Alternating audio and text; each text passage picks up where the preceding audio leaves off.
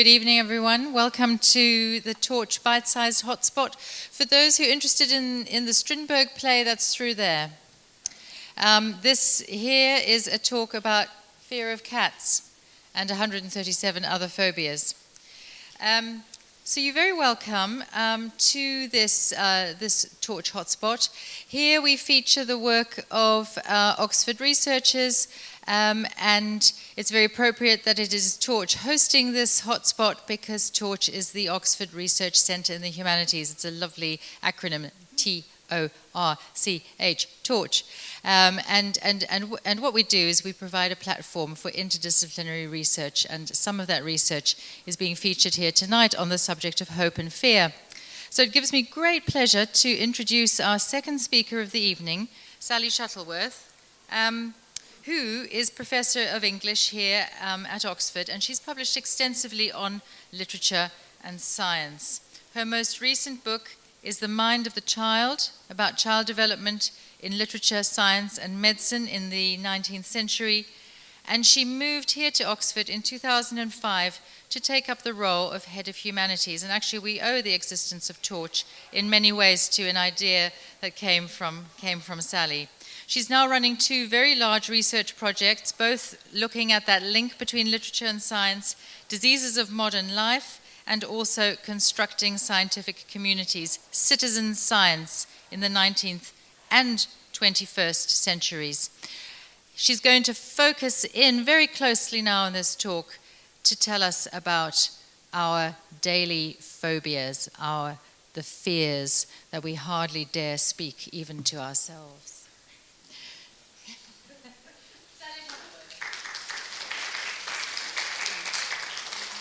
Thank you very much, Elika, and welcome to everybody. So I don't know whether there'll be scary pictures, but lots of pictures of cats coming up. So.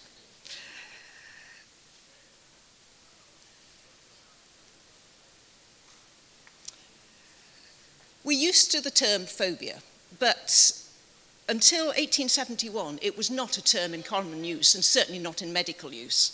But in 1871, the German physician, Carl Westphal, published a paper called Die Agoraphobie.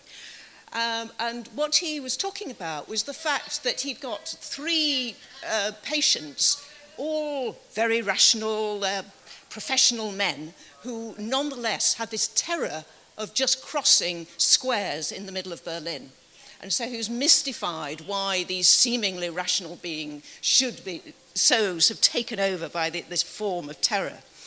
And from that point on, medicine leapt on the notion of phobia. And towards the end of the century, you get phobias being invented for everything. So by the time you get to 1914, there were probably 136 or 138, I haven't quite sort of worked it out, in a paper by the American psychologist G. Stanley Hall.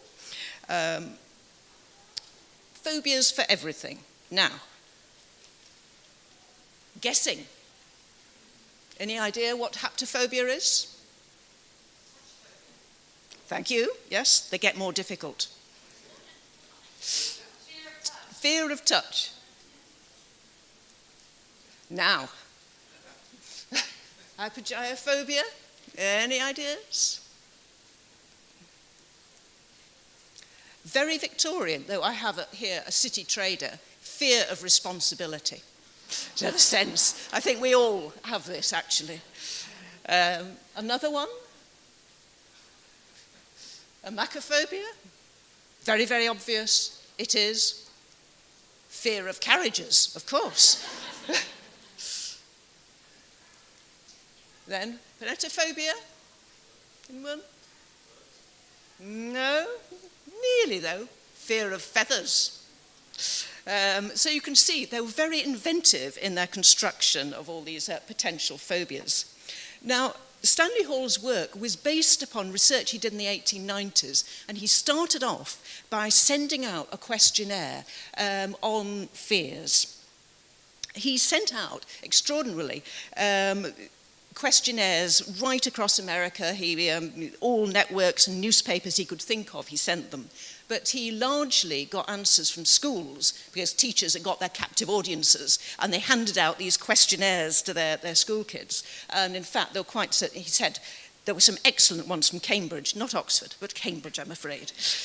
And I'll give you, sorry, I forgot the key one. This is probably Freudian suppression. Fears of cats. You can see this sinister, shadowy cat. So, take you on to,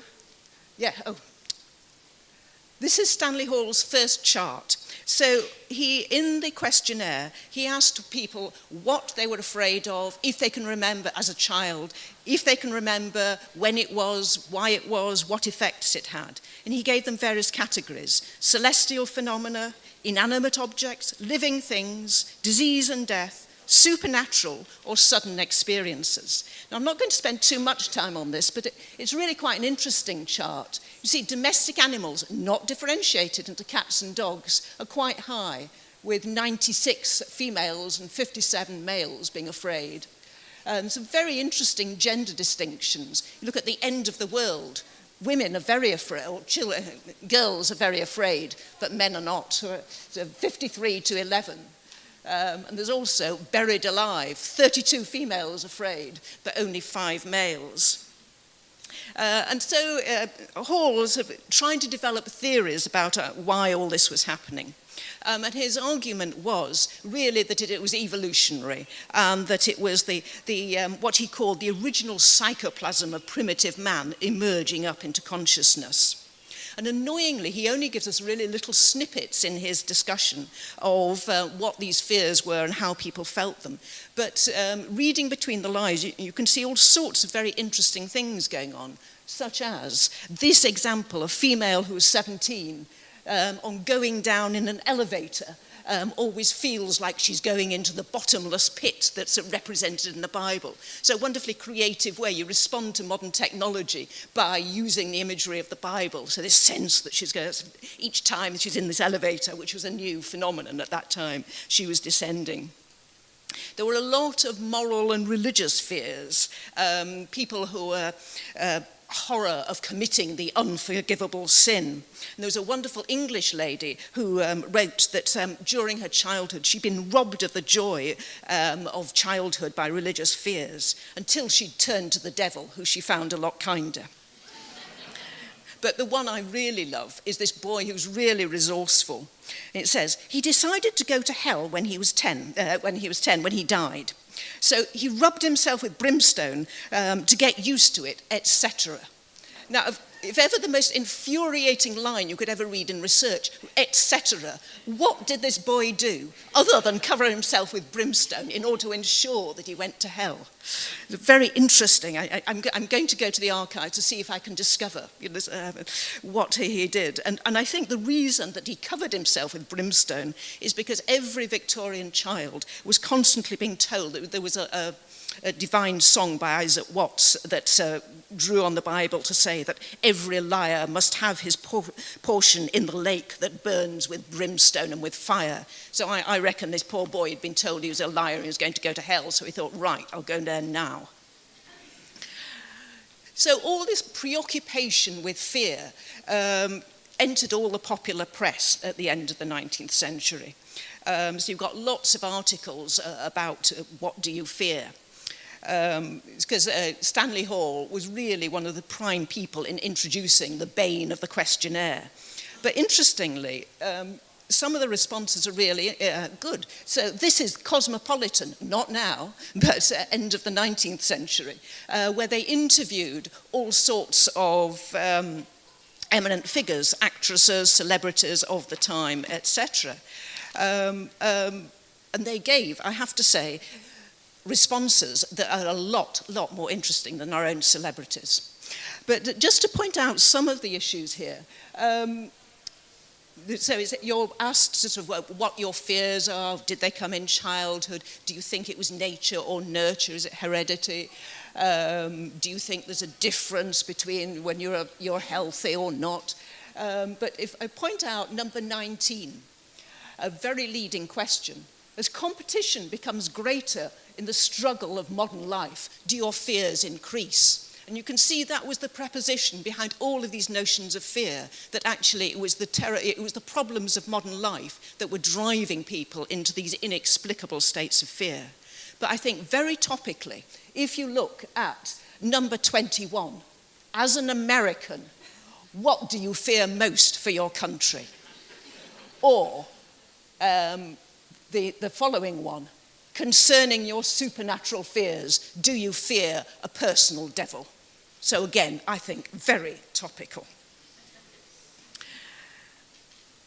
I turn now to Cat Fear by Silas Weir Mitchell. This appeared, you can see, in the Ladies' Home Journal of 1906. And I've done some copies that I don't know if we've done enough, but people should be able to take away at the end.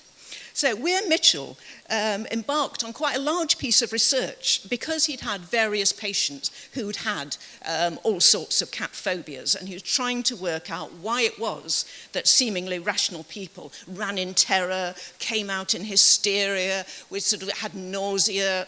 And so he devised his own questionnaire, which he distributed to as many people as he could. So the questions were, have you ever had antipathy to cats, etc.? At what age did it start? And then he got really interested in the fact that many people said that they knew a cat was in the room, whether they could see it or not. And so the next part is, are you surely aware of how do you know? What are your feelings or symptoms? His conclusions were quite interesting, that he decided that, that maybe women were more sensitive than men, but also, oh yes, I'll start you on cats. So some of them come from the Ashmolean, but I should also say I had quite a lot of fun with this, and people were competing with their cat photos for me to put up. And I should also thank particularly Lauren Finker, who's a researcher at Lincoln University, who's working on cat behaviour, who sent me an excellent collection. So you'll just feed through cats at the moment. So to return to Weir Mitchell, many of the cases he looked at were, so he went through the responses. He got about 150. Many of them, he said, he just had to throw out. He was very concerned about whether they were trustworthy or not.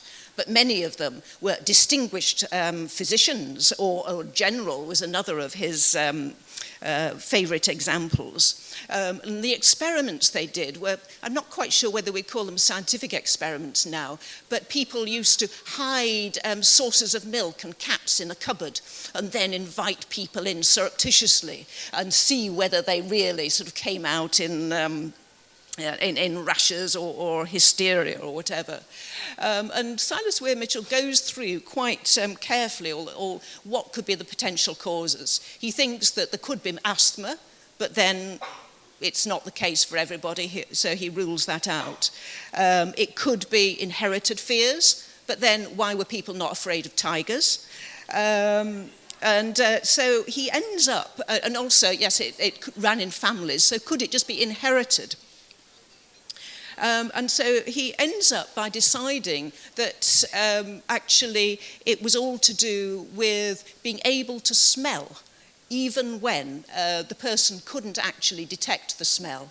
And one of his lovely examples is he did a proper scientific paper as well as this, and it doesn't appear in this one, but in the scientific paper, that there was a young man from America who came to London, or to England, and he ended up on Merseyside.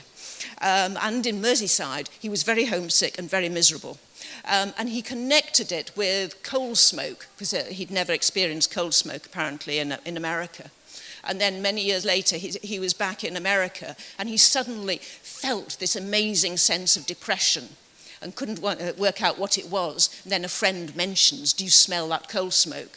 So from that, Weir Mitchell really decided that it was the fact that people did have almost a sixth sense of smell and could really sense that these cats were in the room. But what he couldn't answer was why it then sent them into quite unreasonable terror. And he ends up quite bewildered by it. But his final conclusion, both the scientific and the popular paper, is that cats know who doesn't like them. And so they have this unreasoning desire themselves to jump onto the laps of people who are known to dislike them, which I note is very much part of popular and common law now. And so many people say, oh, I don't like cats, it's bound to jump on my knee. And with that, I am going to stop and see whether people would like to share their stories of cats or to ask, indeed, any questions about cats and phobias.